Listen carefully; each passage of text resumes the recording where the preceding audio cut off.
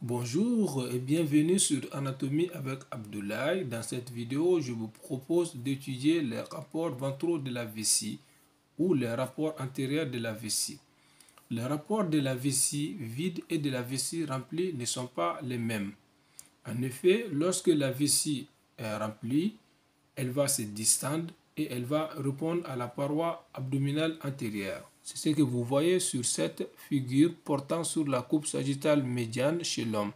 Donc vous voyez ici la vessie vide et lorsque la vessie se remplit, elle va se distendre par le soulèvement de sa face supérieure.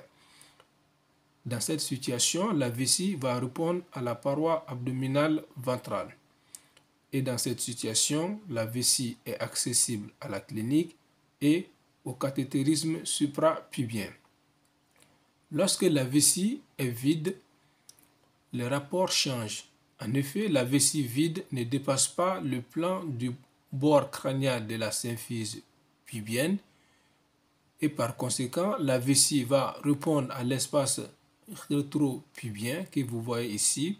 Cet espace rétropubien va contenir le plexus veineux vésical qui va communiquer avec le plexus veineux prostatique et le plexus pudendal.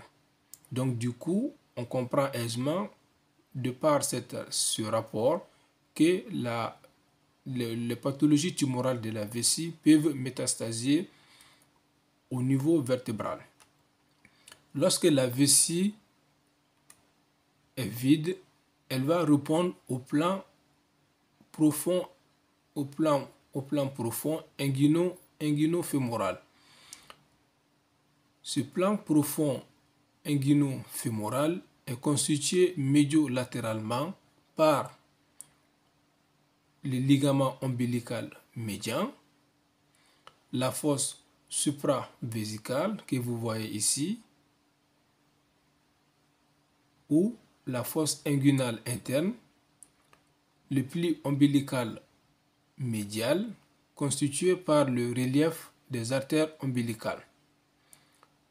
Ensuite, la vessie va répondre à la fosse inguinale moyenne et ensuite, elle va répondre au pli ombilical latéral constitué par le relief des vaisseaux épigastriques caudaux ou inférieurs.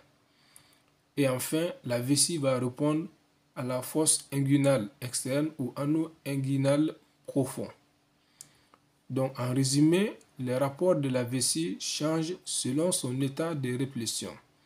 Lorsque la vessie est vide, elle va répondre à l'espace rétropubien contenant le plexus veineux vésical qui communique avec le plexus veineux prostatique et le plexus veineux pudendal. Ensuite, la vessie va répondre au plan profond inguino-fémoral constitué médiolatéralement par le pli ombilical médian, la fosse supravésicale ou fosse inguinale interne, le pli ombilical médial, la fosse inguinale moyenne, le pli ombilical latéral et la fosse inguinale externe ou ano-inguinal profond contenant les vaisseaux et le cordon spermatique. C'est tout pour cette vidéo. On se donne rendez-vous pour une prochaine. Au revoir et à bientôt.